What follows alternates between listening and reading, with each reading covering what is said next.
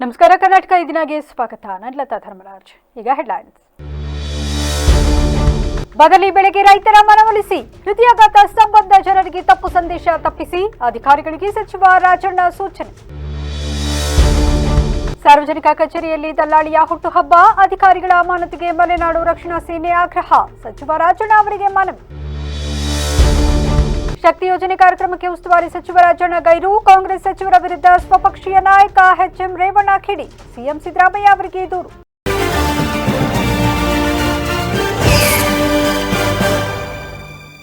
ಈ ಬಾರಿ ಮೆಕ್ಕೆಜೋಳಕ್ಕೆ ಕಾಣಿಸಿಕೊಂಡಿರುವ ಬಿಳಿ ಸುಳಿ ರೋಗ ಸುಮಾರು 12 ವರ್ಷ ಇರಲಿದೆ ಎಂಬ ಮಾಹಿತಿ ಬಂದಿರುವ ಹಿನ್ನೆಲೆಯಲ್ಲಿ ಪರ್ಯಾಯ ಬೆಳೆ ಬೆಳೆಯಲು ರೈತರ ಮನವೊಲಿಸಿ ಎಂದು ಜಿಲ್ಲಾ ಉಸ್ತುವಾರಿ ಸಚಿವ ಕೆಎನ್ ರಾಜಣ್ಣ ಕೃಷಿ ಅಧಿಕಾರಿಗಳಿಗೆ ಸೂಚಿಸಿದರು.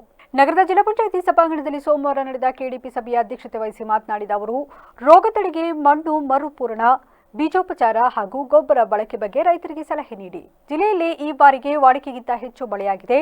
ಆದರೂ ಅರಸೀಕೆರೆ, ಚನ್ನರಾಯಪಟ್ಟಣ ಮತ್ತು ಹಾಸನ ತಾಲೂಕುಗಳಲ್ಲಿ ಕೊರತೆ ಇದೆ.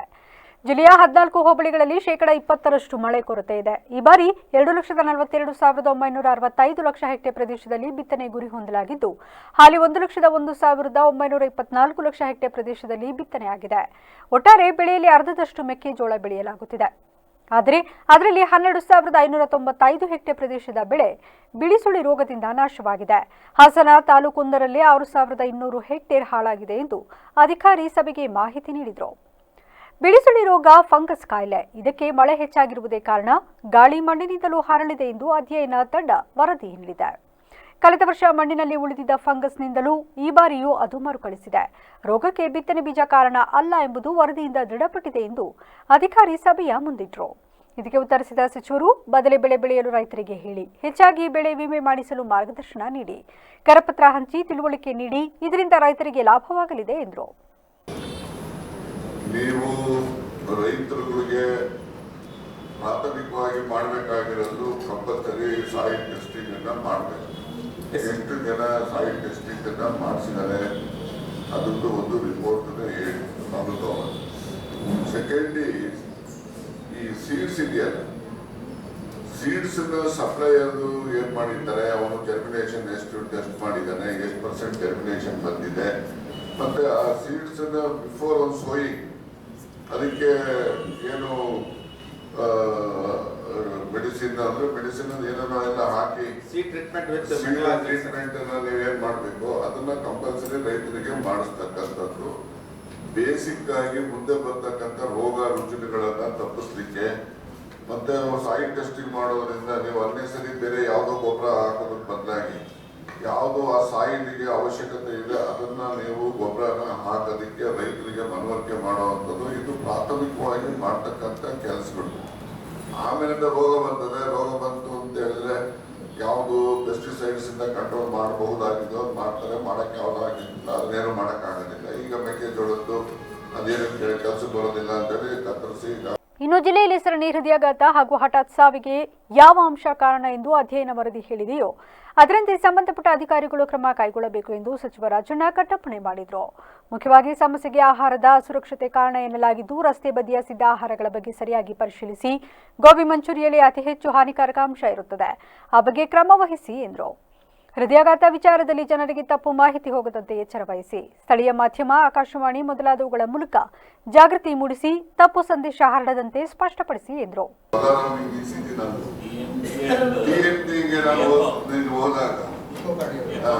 ಹೋದಾಗ ನಮಗೆ ಗೊತ್ತಾಗ್ತದೆ. ಅದರಿಂದ ನೀವು ECG ಮೇಲೆನೆ ಡೆತ್ ಆಗಿದೆ ಅಂತ ಹೇಳಿ ಹೇಳ್ತಕ್ಕಂಥದ್ದಕ್ಕೆ ನನಗೆ I will not agree with that opinion.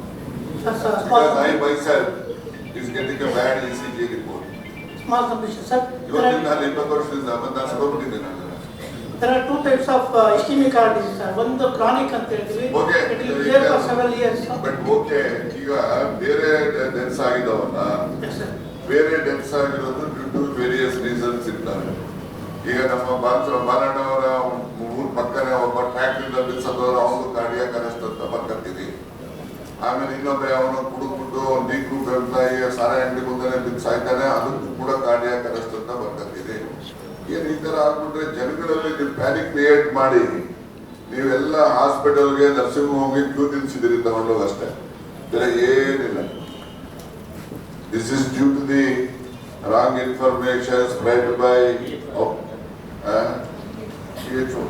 ಅದರಿಂದ ಈ ತರ ಆಗ್ತಿದೆ. ಅದರಿಂದ ಮೊನ್ನೆ ನಾನು ಚನ್ನಪಟ್ಟಣದಲ್ಲಿ ಮೀಟಿಂಗ್ ಮಾಡಿದೆ. ಈ ಮಕ್ಕಳುಗಳದ್ದು ತಪಾಸಣೆ ಮಾಡಬೇಕು ಕಾಲೇಜಲ್ಲಿ, ಹೈಸ್ಕೂಲಲ್ಲಿ ಇವರಿಗೆ ಅದ್ರ ಬಗ್ಗೆ ಏನು ವಾಟ್ ಆಕ್ಷನ್.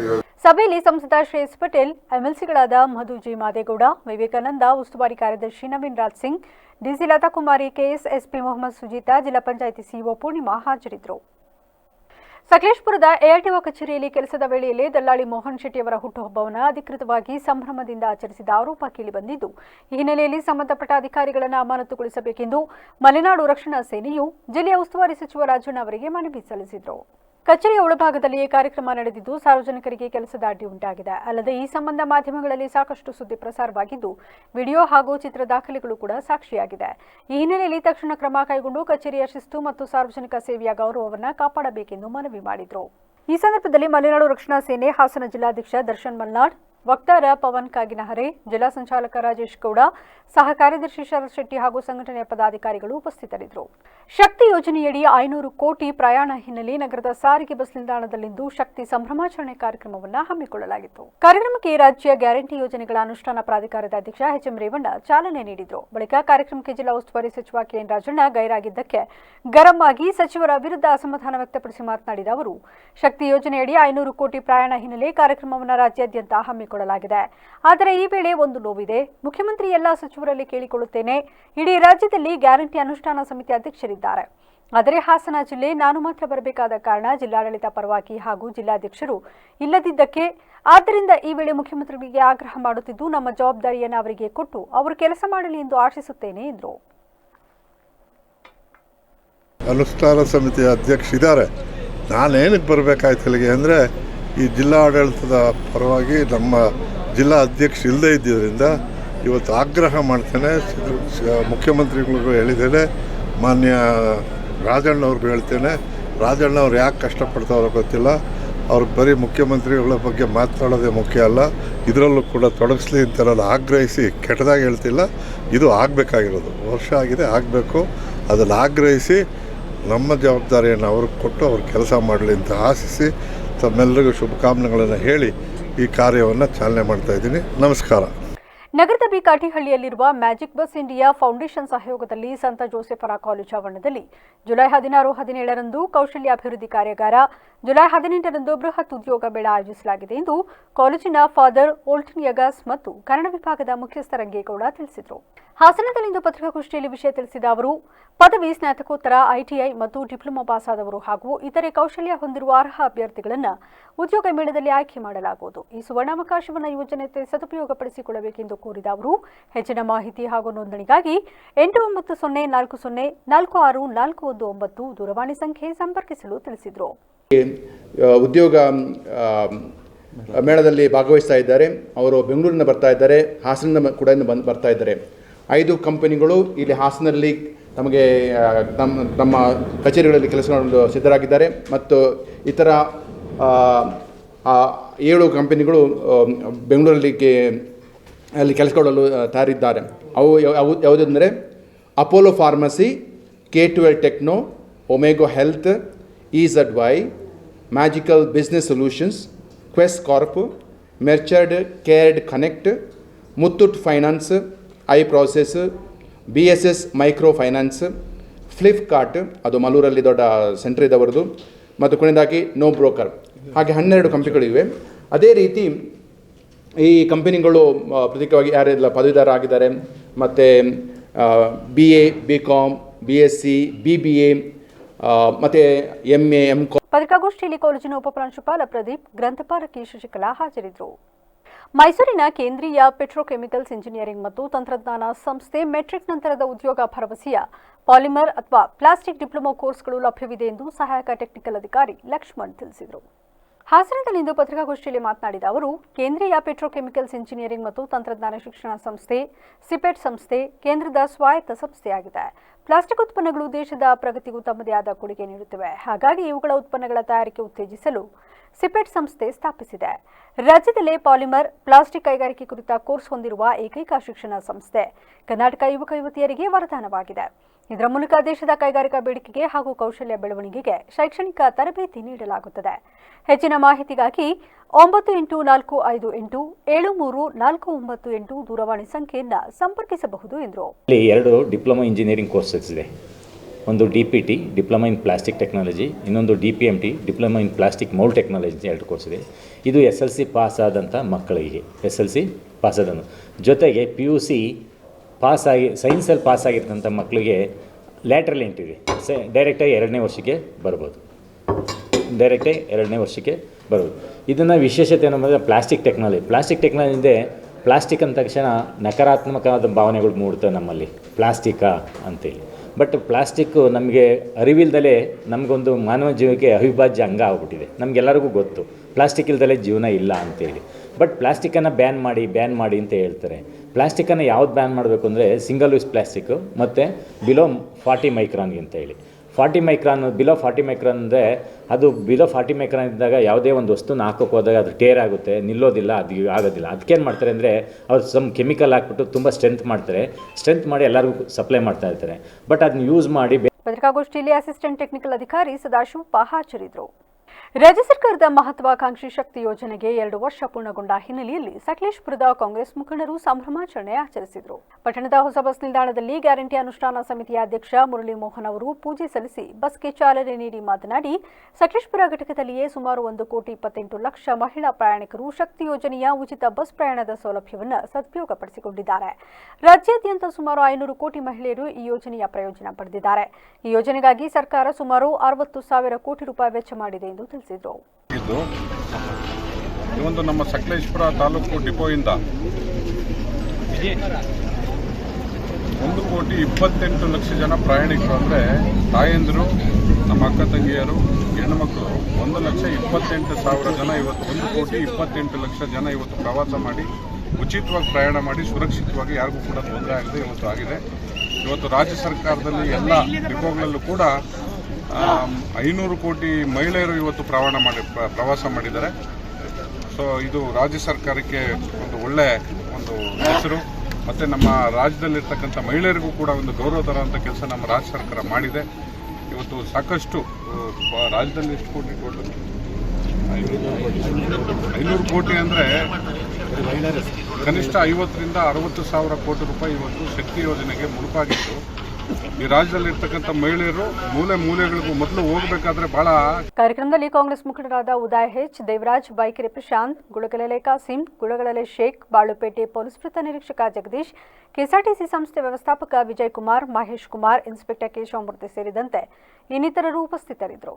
ಹವಾಮಾನವನ್ನು ಶಾಂತಿಯುತವಾಗಿ ನಿರ್ವಹಿಸುವ ಶಕ್ತಿಯೇ ಮಾನವೀಯ ಸಂಸ್ಕೃತಿಯ ಮೌಲ್ಯ. ಪ್ರತಿಕ್ರಿಯೆ ನೀಡುವ ತೀವ್ರತೆಗಿಂತ ತಾಳ್ಮೆಯಿಂದ ಪ್ರತಿಕ್ರಿಯಿಸದಿರುವ ಪ್ರಜ್ಞೆ ಹೆಚ್ಚು ಶ್ರೇಷ್ಠ ಎಂದು ಸಾಹಿತಿ ಹಾಗೂ ರಂಗಕರ್ಮಿ ಪ್ರಸಾದ್ ರಕ್ಷಿದಿ ಅಭಿಪ್ರಾಯಪಟ್ಟರು. ಸಕಲೇಶಪುರ ಪಟ್ಟಣದ ಅಲಯನ್ಸ್ ಭವನದಲ್ಲಿ ಕನ್ನಡ ಸಾಹಿತ್ಯ ಪರಿಷತ್, ಕಾರ್ಯನಿರತ ಪತ್ರಕರ್ತರ ಸಂಘ, ಡ್ರಗ್ಸ್ ಮುಕ್ತ ಸಕಲೇಶಪುರ ಆಂದೋಲನ ಹಾಗೂ ವಿವಿಧ ಸಂಘ ಸಂಸ್ಥೆಗಳ ಆಶ್ರಯದಲ್ಲಿ ಲೇಖಕ ಮಲ್ನಾಡ್ ಮೆಹಬೂಬ್ ಅವರ ಮಲ್ನಾಡ್ ಮನಸ್ಸು ಪುಸ್ತಕದ ಬಿಡುಗಡೆ ಸಮಾರಂಭದಲ್ಲಿ ಪುಸ್ತಕದ ಬಗ್ಗೆ ಮಾತನಾಡಿದ ಅವರು, ಸಾಮಾಜಿಕವಾಗಿ ಅವಮಾನಗಳು ಅನಿವಾರ್ಯ, ಆದರೆ ಅವಮಾನವನ್ನು ಜೀರ್ಣಿಸಿಕೊಳ್ಳುವ ಶಕ್ತಿ ಆತ್ಮಚಿಂತನೆಯಿಂದ ಬರಬೇಕು, ಅದನ್ನು ಮೀರಿ ಬದುಕಬೇಕು. ಮೆಹಬೂಬ್ ಅವರ ಬರಹಗಳು ಈ ಒಳನೋಟಕ್ಕೆ ದಾರಿ ಮಾಡಿಕೊಡುವ ಸಾಮರ್ಥ್ಯ ಹೊಂದಿವೆ. ಅವರು ಬದುಕಿನ ನೋವು, ಧೈರ್ಯ ಮತ್ತು ನಿರಾಳತೆಯನ್ನ ಅಕ್ಷರ ರೂಪದಲ್ಲಿ ಸೆರೆ ಹಿಡಿದಿದ್ದಾರೆ ಎಂದರು. ಈ ಪ್ರಪಂಚದಲ್ಲಿ ಅರ್ಧ ಅವಮಾನಗಳು ಕಮ್ಮಿ ಆಗ್ತದೆ. ಇದು ಸಾರ್ವಕಾಲಿಕ ಸತ್ಯ ಆಗ್ತದೆ. ನಮ್ಮ ದೇಶದ ಇಡೀ ಪ್ರಪಂಚದಲ್ಲೇ ಇರುವಂಥದ್ದು.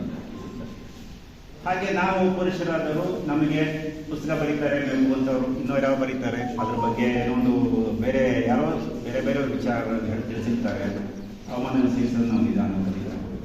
ನಮ್ಮ ಅವಮಾನಗಳನ್ನು ಸಹಿಸುವುದರಿಂದ ಹೋದಾಗೆ ನಾವು ನಮ್ಮ ಸಹಜೀವಿಗಳಾದ ಮಹಿಳೆಯರ ಬಗ್ಗೆ ಅವರ ಅವಮಾನಗಳನ್ನು ಕಡಿಮೆ ಮಾಡೋದು ಹೇಗೆ ಅಂತ ಯೋಚನೆ ಮಾಡೋಕ್ಕೆ ನಾವು ಪ್ರಯತ್ನ ಪಡ್ತೀವಿ. ಇದು ಈ ಬಹುಶಃ ಈ ಲೇಖನದ ಧ್ವನಿ ಕೂಡ ಅದೇ ರೀತಿ ಇದೆ ಅಂತ ನಾನು ಅಂದ್ಕೊಂಡಿದ್ದೀನಿ. ಎರಡನೇದು ಶುರುವಾಗುತ್ತೆ ಕೆಟ್ಟ ಹಣೆ ಬರಹ. ಹೆಡಿಂಗ್ ಹಾಗೆ ಹೇಳುತ್ತೆ, ಕೆಟ್ಟ ಹಣೆ ಬರಹ ಅಂತ ಇದೆಯಾ? ಎಲ್ಲೂ ಇಲ್ಲ. ಕೆಟ್ಟ ಹಣೆ ಬರಹ ಅನ್ನೋದು ಒಳ್ಳೆ ಹಣೆ ಬರಹವೇ ಇಲ್ಲ. ಹಣೆ ಬರಹ ಅನ್ನೋದು ಒಂದು ಕಲ್ಪನೆ ಅಥವಾ ನಮ್ಮ ಧಾರ್ಮಿಕ ಚಿಂತನೆಯಲ್ಲಿ ಇರೋ ಒಂದು ಸಾಂತ್ವನಕ್ಕಾಗಿ ಹೇಳಿದಂತ ಒಂದು ನಾಳೆ ಬರ ಹಿಂಗ್ ಮಾಡ್ತಪ್ಪ ಅಂತ ಅದು ನಿಜವಾಗಿ ಅಲ್ಲಿ ಮಾಜಿ ಶಾಸಕ ಹಾಗೂ ಡ್ರಗ್ಸ್ ಮುಕ್ತ ಭಾರತ ಆಂದೋಲನದ ಪ್ರಮುಖರಾದ ಎಚ್ಎಂ ವಿಶ್ವನಾಥ್ ಮಾತನಾಡಿ, ನೋವು ನಲಿವಿನ ಸಂಗ್ರಹವಾದ ಈ ಪುಸ್ತಕ ತಾತ್ವಿಕತೆಗೆ ದಾಖಲಾಡುತ್ತದೆ. ಸಮಾಜವನ್ನು ಇಂದು ಡ್ರಗ್ಸ್ ಕಾಡುತ್ತಿದೆ. ಪ್ರಮುಖವಾಗಿ ಯುವ ಜನಾಂಗವನ್ನ ಇದರಿಂದ ಮುಕ್ತಗೊಳಿಸಲು ಸಮಾಜ ಒಂದಾಗಬೇಕು. ಆಗಸ್ಟ್ 21ರಂದು ಸಕಲೇಶಪುರದಲ್ಲಿ ಸಮಾವೇಶ ನಡೆಯಲಿದೆ ಎಂದರು.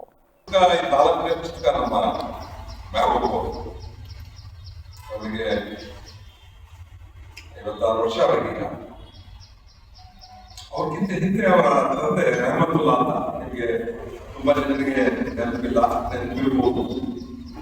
ಮರುಪಾರಿದ್ರು ಶಕ್ತಿ ಮರುವಿಲ್ಲ ಅಂದ್ರೆ ಮನುಷ್ಯ ಬದುಕಿರಕ್ಕೆ ಸಾಧ್ಯ ಇರಲಿಲ್ಲ. ಯಾಕಂದ್ರೆ ನಮ್ಮವ್ವ ಸತ್ತಾಳೆ, ನಮ್ಮಪ್ಪ ಸತ್ತಾಳೆ, ಮತ್ತೊಂದು ಸತ್ತಾವೆ, ಅನೇಕರನ್ನ ಕಳ್ಕೊಂಡಿದ್ದೀವಿ ನಾವು. ನಮ್ಮ ಕಳ್ಕೊಂಡು ಬಿಲಿಯಾಗಿರ್ತಾರೆ, ಅದು ಸೌಂದರ್ಯ ಕಳ್ಕೊಂಡಿದ್ವಿ, ಏನೆಲ್ಲ ಕಳ್ಕೊಂಡಿದ್ವಿ. ನಾವು ಮರೆದಿದ್ರೆ ಇನ್ನೇನೇ ಬರೋಣ. ಮರವು ಅತ್ಯಂತ ಶ್ರೇಷ್ಠವಾದ ಲೆಕ್ಕದಲ್ಲಿ. ಹಾಗೆ ಮಹಾಪುರುಷರೆಲ್ಲರೂ ಮರೆತು ಬಿಡ್ತೀವಿ. ಆದ್ರೆ ಲೇಖಕ ಮಲ್ನಾಡ್ ಮೆಹಬೂಬ್, ಸಾಮಾಜಿಕ ಕಾರ್ಯಕರ್ತ ಎಡೆಹಳ್ಳಿ ಮಂಜುನಾಥ್, ಜುಮಾ ಮಸೀದಿ ಅಧ್ಯಕ್ಷ ಇಬ್ರಾಹಿಂ ಕೆ ಮುಸ್ಲಿಯಾರ್, ಕಾಂಗ್ರೆಸ್ ಮುಖಂಡ ಮುರಳಿ ಮೋಹನ್, ಪತ್ರಕರ್ತ ಹೆತ್ತೂರು ನಾಗರಾಜ್, ತಾಲೂಕು ಸಾಹಿತ್ಯ ಪರಿಷತ್ ಅಧ್ಯಕ್ಷ ಶಾರದಾ ಗುರುಮೂರ್ತಿ, ಬಿಜೆಪಿ ಮುಖಂಡ ಜಯಮಾರುತಿ ದೇವರ ಸೇರಿದಂತೆ ಇತರರು ಹಾಜರಿದ್ದರು. ಸಕಲೇಶಪುರ ರೆಸಾರ್ಟ್ ಓನರ್ಸ್ ಅಸೋಸಿಯೇಷನ್ ವತಿಯಿಂದ ಪರಿಸರ ಸ್ನೇಹಿ ಉಪಕ್ರಮದಡಿ ಪಟ್ಟಣದ 6 ಪ್ರಮುಖ ಸ್ಥಳಗಳಲ್ಲಿ ಪ್ಲಾಸ್ಟಿಕ್ ಮುಕ್ತ ವಲಯ ಫಲಕಗಳನ್ನು ಸ್ಥಾಪಿಸಲಾಗಿದೆ ಎಂದು ರೆಸಾರ್ಟ್ ಓನರ್ಸ್ ಅಸೋಸಿಯೇಷನ್ನ ಪ್ರತಿನಿಧಿಯೊಬ್ಬರು ತಿಳಿಸಿದರು. ಈ ಬಗ್ಗೆ ಮಾತನಾಡಿದ ಅವರು, ಪ್ಲಾಸ್ಟಿಕ್ ಮುಕ್ತ ವಲಯ ಘೋಷಣೆಯು ಕೇವಲ ಒಂದು ಆರಂಭವಷ್ಟೇ. ಸಕಲೇಶಪುರದ ಸೌಂದರ್ಯವನ್ನು ಉಳಿಸಿಕೊಳ್ಳಲು ನಾವೆಲ್ಲರೂ ಒಗ್ಗೂಡಿ ಕೆಲಸ ಮಾಡಬೇಕು. ಈ ಉಪಕ್ರಮವು ಸ್ಥಳೀಯರಿಗೆ ಮಾತ್ರವಲ್ಲ, ಪ್ರವಾಸಿಗರಿಗೂ ಪರಿಸರದ ಬಗ್ಗೆ ಕಾಳಜಿ ಇರುವಂತೆ ಪ್ರೇರೇಪಿಸುವ ಗುರಿಯನ್ನು ಹೊಂದಿದೆ ಎಂದರು. ಮತ್ತು ಇವತ್ತು ನಾವು ಬೆಟ್ಟದ ಭೈರವೇಶ್ವರ ದೇವಸ್ಥಾನದ ಸ್ವಾಮಿಯ ದೇವಸ್ಥಾನದ ಹತ್ತಿರ ಇದ್ದೀವಿ. ಕಾರಣ ಏನಿಲ್ಲ, ಅದೇ ನಮ್ಮದು ರೆಸಾರ್ಟ್ ಓನರ್ ಅಸೋಸಿಯೇಷನ್ನಿಂದ ಈ ಪೊಲ್ಯೂಷನ್ಗೆ ಪ್ಲಾಸ್ಟಿಕ್ ಗಿಸ್ಟಿಕ್ ಅಂತ ನಿಷೇಧ ಮಾಡಬೇಕು ಅಂಥೇಳಿ ಒಂದು ಬೋರ್ಡಲ್ಲಿ ನಮ್ಮ ಬರೋಂಥ ಪ್ರವಾಸಿಗರು ಪ್ಲಾಸ್ಟಿಕ್ ಮುಕ್ತ ವಲಯ ಮಾಡಬೇಕು ಅಂಥೇಳಿ ಹಲವು ಬೋರ್ಡ್ಗಳನ್ನ ನಾವು ಹಾಕ್ಕೊಂಡಿದ್ವಿ. ಇದನ್ನು ಈ ಬೋರ್ಡ್ನ ನಿಜವಾಗ್ಲೂ ಹೇಳಬೇಕು ಅಂದರೆ ದೇವದಾರ ರೆಸಾರ್ಟ್ ಓನರ್ಸ್ ಆದಂಥ ನಮ್ಮ ಸತೀಶ್ ಬಾಬು ಅವರ ಒಂದು ಕೊಡುಗೆ. ಅವರೇ ಕೂಡ ಬೋರ್ಡೆಲ್ಲ ಮಾಡಿಸಿ ಸುಮಾರು ಹೆಚ್ಚು ಕಮ್ಮಿ ಒಂದು 75-80 ಸಾವಿರ ರೂಪಾಯಿ ಬೋರ್ಡ್ ಮಾಡಿಸಿ ನಮಗೆ ಕೊಟ್ಟಿದ್ದಾರೆ. ಅದಕ್ಕೋಸ್ಕರ ಈ ಬೋರ್ಡ್ನೆಲ್ಲ ಇವತ್ತು ನೆಡ ಕಾರ್ಯಕ್ರಮ ನಾವು ಇಟ್ಕೊಂಡಿದ್ವಿ. ಕಾರಣ ಇಷ್ಟೇ, ಇಲ್ಲಿ ಸಾವಿರಾರು ಜನ ಪ್ರವಾಸಿಗರು ಬರ್ತಾರೆ. ಇವತ್ತು ಕೂಡ ನಾವು ಮಧ್ಯಾಹ್ನ ಬಂದು ಬೋರ್ಡ್ ನೋಡ್ಬೇಕಾದ್ರೆ ಇಲ್ಲಿ ಕನಿಷ್ಠ ಅಂದರೆ ಈ ಬೆಟ್ಟದ ಭೈರವೇಶ್ವರ ಗುಡಿಲಿ ಒಂದು 300-400 ಜನ ಇದ್ದರು. ಬಟ್ ಇವತ್ತು 1000 ಜನದ ಮೇಲೆ ಇಲ್ಲಿ ಬೆಳಗಿಂದ ಸಂಜೆವರೆಗೂ ಕೂಡ ಇಲ್ಲಿ ಪ್ರವಾಸಿಗರು ಬಂದಿದ್ದಾರೆ. ಕಾರಣ ನಾವು ಏನು ಅಂತ ಹೇಳಿದರೆ, ನಮ್ಮ ವೆಸ್ಟರ್ನ್ ಚಿರತೆ ದಾಳಿಗೆ 2 ಕರುಗಳು ಬಲಿಯಾಗಿರುವ ಘಟನೆ ಅರ್ಕಲಗೂಡು ತಾಲೂಕಿನ ದೊಡ್ಡಮಗೆ ಹೋಬಳಿ ಇಬ್ಬಡಿ ಗ್ರಾಮದಲ್ಲಿ ನಡೆದಿದೆ. ಗ್ರಾಮದ ಗೋಪಾಲರಾಜ ಅರಸ್ ಅವರ ಕೊಟ್ಟಿಗೆಗೆ ಶನಿವಾರ ರಾತ್ರಿ ನುಗ್ಗಿರುವ ಚಿರತೆ ಒಂದು ಕರುವನ್ನು ಕೊಂದು ಸ್ಥಳದಲ್ಲೇ ಬಿಟ್ಟು ಇನ್ನೊಂದು ಕರುವನ್ನು ಹೊತ್ತೊಯ್ದಿದೆ. 2 ಹೆಣ್ಣು ಕರುಗಳಾಗಿದ್ದು ಹೈನುಗಾರಿಕೆಯಿಂದ ಬದುಕು ಕಟ್ಟಿಕೊಂಡಿದ್ದ ನಮಗೆ ತೀವ್ರತರದ ನಷ್ಟ ಉಂಟಾಗಿದೆ. ಅದರಿಂದ ಸೂಕ್ತ ಪರಿಹಾರ ನೀಡುವಂತೆ ಕೃಷಿಕ ಗೋಪಾಲರಾಜ ಅರಸ್ ಮನವಿ ಮಾಡಿದ್ದಾರೆ. ಸದ್ಯ ಅರಣ್ಯ ಇಲಾಖೆ ಅಧಿಕಾರಿಗಳು ಸ್ಥಳಕ್ಕೆ ಭೇಟಿ ನೀಡಿ ಚಿರತೆ ಹಿಡಿಯಲು ಕ್ರಮ ಕೈಗೊಳ್ಳುವುದಾಗಿ ತಿಳಿಸಿ ಅಗತ್ಯ ಪರಿಹಾರ ದೊರಕಿಸುವ ಭರವಸೆ ನೀಡಿದರು. ಒಂದು ಕರ ತಿಂದು ಇಲ್ಲೇ ಬಿಟ್ಟು ಇನ್ನೊಂದು ಕರ ಎಳ್ಕೋಗಿದೆ. ಇದಕ್ಕೆ ಸೂಕ್ತವಾದ ರೀತಿಯಲ್ಲಿ ಅರಣ್ಯ ಇಲಾಖೆಯವರು ಕಾನೂನು ಕ್ರಮ ತಗೋಬೇಕು. ಆ ವ್ಯಕ್ತಿಗೆ ಅದನ್ನ ಏನು ಬರುತ್ತೋ ಅದಕ್ಕೆ ಪರಿಹಾರ ಕಾರ್ಯಕ್ರಮಗಳನ್ನು ಹಮ್ಮಿಕೊಂಡು ಅವ್ರಿಗೆ ಪರಿಹಾರವನ್ನು ಕೊಡಿಸ್ಬೇಕಾಗಿ ಈ ಮೂಲಕ ತಾಲೂಕು ಆಡಳಿತಕ್ಕೆ ಕೇಳ್ಕೊಳ್ತೀವಿ.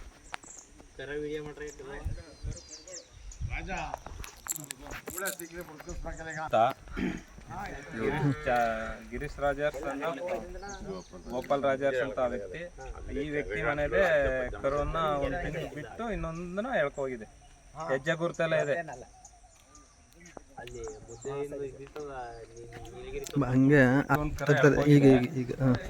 ಇಲ್ಲೊಂದು ಕರ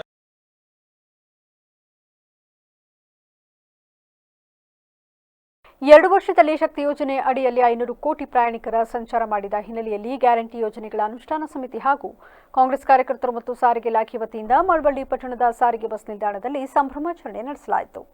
ಕಾರ್ಯಕ್ರಮಕ್ಕೆ ಗ್ಯಾರಂಟಿ ಯೋಜನೆಗಳ ಅನುಷ್ಠಾನ ಸಮಿತಿ ಅಧ್ಯಕ್ಷ ಮಾದೇಶ್ ಚಾಲನೆ ನೀಡಿ ಮಾತನಾಡಿ, ಕಾಂಗ್ರೆಸ್ ಸರ್ಕಾರ ಸಾರಿಗೆ ಬಸ್ನಲ್ಲಿ ಮಹಿಳೆಯರು ಉಚಿತವಾಗಿ ಪ್ರಯಾಣಿಸಲು ಯೋಜನೆ ಜಾರಿಗೆ ತಂದು 2 ವರ್ಷ ಪೂರೈಸಿದ್ದು, ಇದುವರೆಗೂ 500 ಕೋಟಿ ಮಹಿಳೆಯರು ಪ್ರಯಾಣ ಮಾಡಿ ಯೋಜನೆ ಸದುಪಯೋಗಪಡಿಸಿಕೊಂಡಿದ್ದಾರೆ. ಈ ಯೋಜನೆ ಜಾರಿಗೆ ತಂದ ಕಾಂಗ್ರೆಸ್ ಸರ್ಕಾರಕ್ಕೆ ಅಭಿನಂದನೆ ಎಂದರು. ಪಂಚ ಗ್ಯಾರಂಟಿಗಳ ಯೋಜನೆಗಳ ಅನುಷ್ಠಾನಕ್ಕೆ ಸಮಿತಿ ಮಾಡಿ ಇಡೀ ರಾಜ್ಯದ ಹೆಣ್ಣು ಮಕ್ಕಳು ಅತಿ ಹೆಚ್ಚು ಓಡಾಡಲಿ ಅಂತೇಳಿ ನಮ್ಮ ಸರ್ಕಾರದ ಮುಖ್ಯಮಂತ್ರಿಯಾದ ಸಿದ್ದರಾಮಯ್ಯನವರು, ಹಾಗೆ ಉಪಮುಖ್ಯಮಂತ್ರಿಯಾದ ಡಿ ಕೆ ಶಿವಕುಮಾರ್ ಅವರು, ಹಾಗೆ ನಮ್ಮ ತಾಲೂಕಿನ ವರಪುತ್ರ ಆದ ನರೇಂದ್ರ ಸ್ವಾಮಿ ಅವರು, ಇವರ ಸರ್ಕಾರದಲ್ಲಿ ಅತಿ ಹೆಚ್ಚು ಇಲ್ಲಿವರೆಗೆ 2 ವರ್ಷ ಆಗಿದೆ ಶಕ್ತಿ ಯೋಜನೆ ಕೊಟ್ಟು ಅದ ನಿರ್ವಹಣೆ ಮಾಡಿ ನಮ್ಮ ಹೆಣ್ಣು ಮಕ್ಕಳು 500 ಕೋಟಿ ಜನ ಪ್ರಯಾಣ ಮಾಡಿದ್ದಾರೆ. ಇದಕ್ಕೆ ನಮ್ಮ ಸರ್ಕಾರದಿಂದ ಇವತ್ತು ಆ ತಾಲೂಕಲ್ಲಿ ಶಕ್ತಿ ಯೋಜನೆ ಪರವಾಗಿ ನೀವು ತಾಲೂಕುಗಳಲ್ಲಿ ಸಂಭ್ರಮ ಮಾಡಬೇಕು ಅಂತ ಒಂದು ಇದಾಗಿ ಮತ್ತೆ ಈ ವೇಳೆ ಮಾನ್ಯ ನಿರ್ದೇಶಕ Krishnegowda, Vishwas, depot manager Madhusudan, block Congress ಅಧ್ಯಕ್ಷ ಸಿಪಿ ರಾಜು ಸೇರಿದಂತೆ ಹಲವರು ಹಾಜರಿದ್ದರು. ಜೀವನದಲ್ಲಿ ಸಾಧನೆ ಮಾಡಿದ ವ್ಯಕ್ತಿ ಹಣದಿಂದ ಯಾವುದನ್ನು ಪಡೆದುಕೊಳ್ಳಬಹುದು, ಆದರೆ ತನ್ನ ತಂದೆ ತಾಯಿಯ ಪ್ರೀತಿ ಹಾಗೂ ತ್ಯಾಗವನ್ನು ಪಡೆದುಕೊಳ್ಳಲು ಸಾಧ್ಯವೇ ಇಲ್ಲ ಎಂದು ಧಾರ್ಮಿಕ ಹಾಗೂ ಸಾಮಾಜಿಕ ಚಿಂತಕ ದಾಮೋದರ್ ಶರ್ಮಾ ತಿಳಿಸಿದರು. ಭಟ್ಕಳ ನಗರದ ಚೌತರಿಯಲ್ಲಿ ಕಾಸ್ಮುಡಿ ಹನುಮಂತ ದೇವಸ್ಥಾನದ ಸಭಾಭವನದಲ್ಲಿ ಭಾನುವಾರ ನಾಮಧಾರಿ ಸಮಾಜದ ಶಿಕ್ಷಣ ಪ್ರೇಮಿ ಸಂಘದಿಂದ ಹಮ್ಮಿಕೊಂಡ ಪ್ರತಿಭಾ ಪುರಸ್ಕಾರ ಮಾತೃವಂದನಾ ಕಾರ್ಯಕ್ರಮದಲ್ಲಿ ಮಾತನಾಡಿದ ಅವರು, ಜಗತ್ತಿನಲ್ಲಿ ಎಲ್ಲರೂ ಅಪ್ಪ ಅಮ್ಮನಂತೆ ಇರಬಹುದು, ಆದರೆ ಹೆತ್ತ ತಂದೆ ತಾಯಿ ಆಗಲಾರರು. ಸಾಧನೆ ಮಾಡಿದವರನ್ನ ಸಮಾಜ ಗೌರವಿಸುವಾಗ ಆತನ ತಂದೆ ತಾಯಿಗಳ ಹೆಸರನ್ನ ನೆನೆಯುತ್ತಾರೆ. ತಂದೆ ತಾಯಿಗಳ ತ್ಯಾಗದಿಂದ ಆತ ಸಾಧನೆ ಮಾಡಿರುವುದನ್ನು ಸಮಾಜ ಗುರುತಿಸುತ್ತದೆ ಎಂದರು. ಕಾರ್ಯಕ್ರಮದಲ್ಲಿ ಶೈಕ್ಷಣಿಕ ಸಾಧನೆ ಮಾಡಿದ ವಿದ್ಯಾರ್ಥಿಗಳಿಗೆ ಗೌರವಿಸಿ ಸನ್ಮಾನಿಸಲಾಯಿತು. ಈ ವೇಳೆ ಮಾಜಿ ಸಚಿವ ಶಿವಾನಂದ ನಾಯಕ್, ಭಟ್ಕಳ ನಾಮಧಾರಿ ಸಮಾಜದ ಅಧ್ಯಕ್ಷ ಅರುಣ ನಾಯಕ್, ಸಂಘದ ಉಪಾಧ್ಯಕ್ಷ ಪ್ರಭಾಕರ್ ನಾಯಕ್ ಸೇರಿದಂತೆ ಮತ್ತಿತರರು ಹಾಜರಿದ್ದರು. ಗುಬ್ಬಿ ಪಟ್ಟಣದ ಸರ್ಕಾರಿ ಸಾರ್ವಜನಿಕ ಆಸ್ಪತ್ರೆಯ ರೋಗಿಗಳಿಗೆ ಹಾಲು, ಹಣ್ಣು, ಬ್ರೆಡ್ ವಿತರಣೆ ಮಾಡುವ ಮೂಲಕ ಶಾಸಕ ಎಸ್ಆರ್ ಶ್ರೀನಿವಾಸ್ ಅವರ ಹುಟ್ಟುಹಬ್ಬವನ್ನು ಕಾಂಗ್ರೆಸ್ ಮುಖಂಡರುಗಳು ಆಚರಿಸಿದರು. ಈ ವೇಳೆ ಕೊಡಿಯಲ ಮಹದೇವ್ ಮಾತನಾಡಿ, ಶಾಸಕರ ಹುಟ್ಟುಹಬ್ಬದ ದಿನದಂದು ಪ್ರತಿ ವರ್ಷದಂತೆ ಈ ವರ್ಷವೂ ಕೂಡ ಸರ್ಕಾರಿ ಆಸ್ಪತ್ರೆ ರೋಗಿಗಳಿಗೆ ಹಾಲು, ಹಣ್ಣು, ಬ್ರೆಡ್ ವಿತರಣೆ ಮಾಡಿದ್ದೇವೆ. ಬುದ್ಧ ಬಸವ ಅಂಬೇಡ್ಕರ್ ಅವರ ಆಶೀರ್ವಾದ ಅವರ ಮೇಲೆ ಸದಾ ಇರಲಿ ಹಾಗೂ ಮುಂದೆ ತಾಲೂಕಿನಲ್ಲಿ ಇನ್ನೂ ಹೆಚ್ಚಿನ ಅಭಿವೃದ್ಧಿಯನ್ನು ಮಾಡುವಂತಹ ಶಕ್ತಿ ಕೊಡಲಿ ಎಂದು ತಿಳಿಸಿದರು. ಈ ಸಂದರ್ಭದಲ್ಲಿ ತಾಲೂಕು ಬ್ಲಾಕ್ ಕಾಂಗ್ರೆಸ್ ಅಧ್ಯಕ್ಷ ವೆಂಕಟೇಶ್, ಮುಖಂಡರುಗಳಾದ ಗುರು ರೇಣುಕಾರಾಧ್ಯ, ಯತೀಶ್, ತಾಲೂಕು ಆರೋಗ್ಯಾಧಿಕಾರಿ ಡಾಕ್ಟರ್ ಬಿಂದು ಮಾಧವ ಸೇರಿದಂತೆ ಇತರರು ಭಾಗವಹಿಸಿದರು. ಸರ್ಕಾರದ ಮಹತ್ವಾಕಾಂಕ್ಷಿ ಯೋಜನೆಗಳಲ್ಲಿ ಒಂದಾದ ಶಕ್ತಿ ಯೋಜನೆ 2 ವರ್ಷ ಕಳೆದ ಹಿನ್ನೆಲೆಯಲ್ಲಿ ಕೊಪ್ಪಳ ಜಿಲ್ಲಾ ಕುಕನೂರು ಪಟ್ಟಣದಲ್ಲಿ ಸೋಮವಾರ ಸಂಭ್ರಮಾಚರಣೆ ಜರುಗಿತು. ಈ ವೇಳೆ ತಾಲೂಕು ಗ್ಯಾರಂಟಿ ಸಮಿತಿ ಅಧ್ಯಕ್ಷ ಸಂಗಮೇಶ್ ಗುತ್ತಿ ಮಾತನಾಡಿ, ಸರ್ಕಾರದ ಒಳ್ಳೆ ಕಾರ್ಯಕ್ರಮಗಳಲ್ಲಿ ಒಂದಾದ ಶಕ್ತಿ ಯೋಜನೆಯಡಿ ಯಲಬುರ್ಗಾ, ಕುಕನೂರು ಹೋಬಳಿಯ ತಾಲೂಕಿನಲ್ಲಿ ಲಕ್ಷಾಂತರ ಜನರು ಬಳಸಿಕೊಂಡಿದ್ದು, ಈ ಯೋಜನೆಯ ಮೂಲಕ ಎಲ್ಲಾ ರೀತಿಯಾಗಿ ಮಹಿಳೆಯರಿಗೆ ಉಚಿತ ಸೇವೆ ವರದಾನವಾಗಿದೆ ಎಂದು ತಿಳಿಸಿದರು. ಮಹತ್ವಾಕಾಂಕ್ಷಿ ಪಂಚ ಗ್ಯಾರಂಟಿ ಯೋಜನೆಗಳಲ್ಲಿ ಒಂದಾದ ಶಕ್ತಿ ಯೋಜನೆ ಜಾರಿಯಾಗಿ ಸುಮಾರು 2 ವರ್ಷ 2 ತಿಂಗಳಾಗಿದೆ.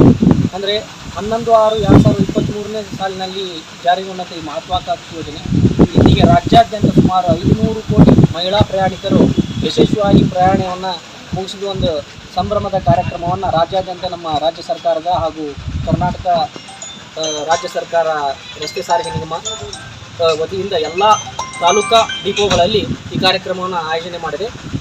ಇದು ಒಂದು ಮಹತ್ವಾಕಾಂಕ್ಷಿ ಯೋಜನೆ, ಯಾಕಂದರೆ ಸುಮಾರು 500 ಕೋಟಿ ಮಹಿಳಾ. ಈ ವೇಳೆ ಪ್ರಮುಖರಾದ ರೆಹಮಾನ್ ಸಾಬ್, ಮಕ್ಕಪ್ಪನವರ್, ಶ್ರೀಧರ ದೇಸಾಯಿ, ವಜೀರ್ ತಳಕಲ್, ಸಂತೋಷ್ ಮೆಣಸಿನಕಾಯಿ, ವಿಠಲ್ ದೇಸಾಯಿ ಸೇರಿದಂತೆ ಇತರರು ಹಾಜರಿದ್ದರು.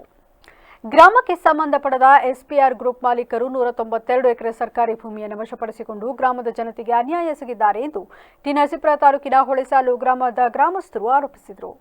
ಈ ಬಗ್ಗೆ ಗ್ರಾಮ ಪಂಚಾಯಿತಿ ಸದಸ್ಯ ಮೇದನಿ ಎಂಎನ್ ಕುಮಾರ್ ಮಾತನಾಡಿ, ಟಿ ನರಸೀಪುರ ತಾಲೂಕಿನ ಹೊಳೆಸಾಲು ಗ್ರಾಮ ವ್ಯಾಪ್ತಿಗೆ ಬರುವ ಸರ್ವೆ ನಂಬರ್ 93 746ರ ಸರಿಸುಮಾರು 200 ಎಕರೆ ಜಮೀನನ್ನು ಎಸ್ಪಿಆರ್ ಗ್ರೂಪ್ನ ಮಾಲೀಕರು ರಾಜಕೀಯ ಬಳಸಿ ವಶಪಡಿಸಿಕೊಂಡಿದ್ದಾರೆ. ಜೊತೆಗೆ ಸ್ಥಳೀಯ ರೈತರು ಓಡಾಡುವಂತಹ ರಸ್ತೆಗಳು, ಓಣಿಗಳು, ಕೆರೆ ಕಟ್ಟೆಗಳನ್ನೆಲ್ಲ ವಶಪಡಿಸಿಕೊಂಡಿದ್ದು, ಇದರಿಂದ ಗ್ರಾಮದ ಜನತೆ ಕಂಗಾಲಾಗಿದ್ದಾರೆ. ಆದ್ದರಿಂದ ಕೂಡಲೇ ಸರ್ಕಾರ ಕೂಲಂಕುಷವಾಗಿ ಪರಿಶೀಲಿಸಿ ಸರ್ಕಾರಿ ಜಮೀನನ್ನು ತಮ್ಮ ವಶಕ್ಕೆ ಪಡೆದು ಗ್ರಾಮಸ್ಥರಿಗೆ ನ್ಯಾಯ ಒದಗಿಸಬೇಕೆಂದು ಮನವಿ ಮಾಡಿದರು.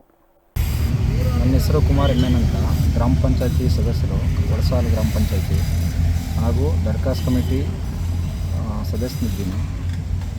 ನಮ್ಮ ಹೊಳಸಾಲು ವ್ಯಾಪ್ತಿಗೆ ಬರುವ ಸರ್ವೆ ನಂಬರ್ 93 ಮತ್ತು 746ರ ಸರಿಸುಮಾರು 200ರಿಂದ 300 ಎಕರೆ ಜಮೀನನ್ನು ನಮ್ಮ ಗ್ರಾಮಕ್ಕೆ ಸಂಬಂಧಪಡದ ಭೂಮಿ ಉಳ್ಳವರು ಆಕ್ರಮಿಸಿಕೊಂಡು ಸಾಗುವಳಿ ಮಾಡುತ್ತಾ ಬಂದಿದ್ದು, ಗ್ರಾಮಗಳ ಸ್ಥಳೀಯರು ಸಾಗುವಳಿ ಮಾಡಲು ಹೋದರೆ ಗೂಂಡಾಗಳ ಮುಖಾಂತರ ದೌರ್ಜನ್ಯದಿಂದ ಗಲಾಟೆ ಮಾಡಿಸಿ ಸ್ಥಳೀಯರ ಮೇಲೆ ಅವರ ಬಲದಿಂದ ಎಫ್ಐಆರ್ ಕೂಡ ಮಾಡಿ ದಾಖಲಿಸುತ್ತಾರೆ. ಏನು ನಮ್ಮ ಗ್ರಾಮಗಳ ಸರ್ಕಾರಿ ಸರ್ವೆ ನಂಬರ್ನಲ್ಲಿರುವ ಜಮೀನುಗಳನ್ನು ಹದ್ದುಬಸ್ತು ಮಾಡಿಕೊಡಬೇಕಾಗಿದೆ. ನೀವು ಪರಿಶಿಷ್ಟ ಜನಾಂಗದವರಾದ ನಾವುಗಳು ತುಂಬ ವರ್ಷಗಳಿಂದ ಬಗರುಕುಂಗೆ ಅರ್ಜಿ